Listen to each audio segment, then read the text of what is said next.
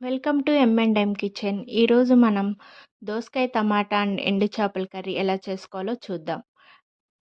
ముందుగా ప్యాన్ పెట్టుకొని అందులో నూనె అయితే వేసుకుందాము వంటకి తగినంత. 2 ఉల్లిపాయలు అలాగే 2 పచ్చిమిర్చి చాప్ చేసుకొని పెట్టుకున్నానండి. అవి కూడా యాడ్ చేసుకొని కొంచెం లైట్ షేడ్ వచ్చేంత వరకు మనం ఫ్రై చేసుకుందాం. కొంచెం ఫ్రై అయిన తర్వాత ఎండు చేపలను కూడా యాడ్ చేసుకుందాం.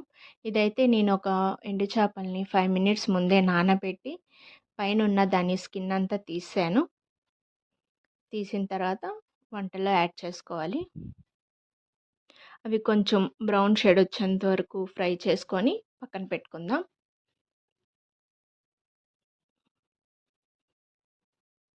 పక్కన పెట్టుకున్న తర్వాత దోసకాయలను అయితే యాడ్ చేసుకుందామండి. ముక్కలైతే చేప ముక్కలు అలాగే ఉంచేయకూడదు.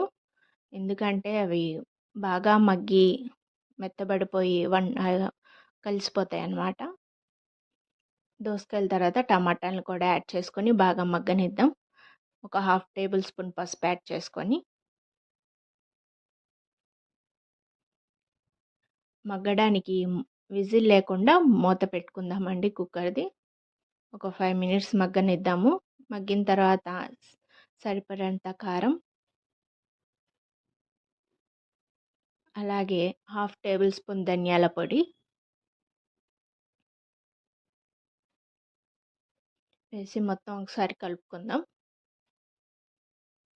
ధనియాల పొడి ఎందుకు వేస్తున్నానంటే కొంచెం ఎండు చేపలు స్మెల్ ఉండిద్ది కదండి, అది కొంచెం తగ్గిద్ది.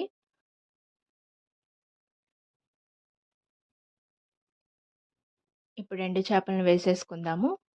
వేసుకొని ఒక హాఫ్ గ్లాస్ ఆఫ్ వాటర్ని కూడా యాడ్ చేసుకుందాము. వేసుకొని కుక్కర్ మూత పెట్టేసుకోవడమేనండి. ఇదైతే చాలా చాలా బాగుండిద్ది కర్రీ, తప్పకుండా ట్రై చేయండి.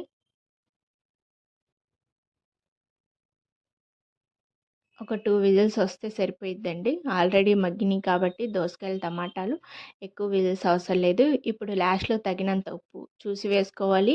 ఎందుకంటే ఉప్పు చేపలు కాబట్టి కొంచెం ఉప్పు ఉండిద్ది. అందుకనే ఉప్పు లాస్ట్లో వేశాను.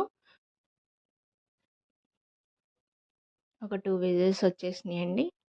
చూడండి, మన కర్రీ అయితే చక్కగా అయిపోయింది, రెడీ అయిపోయింది. ముక్క చూడండి చక్కగా ఎంత సాఫ్ట్గా ఉందో. అంతేనండి, రెడీ అయిపోయింది.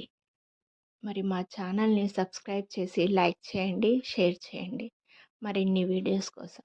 Thank you for watching.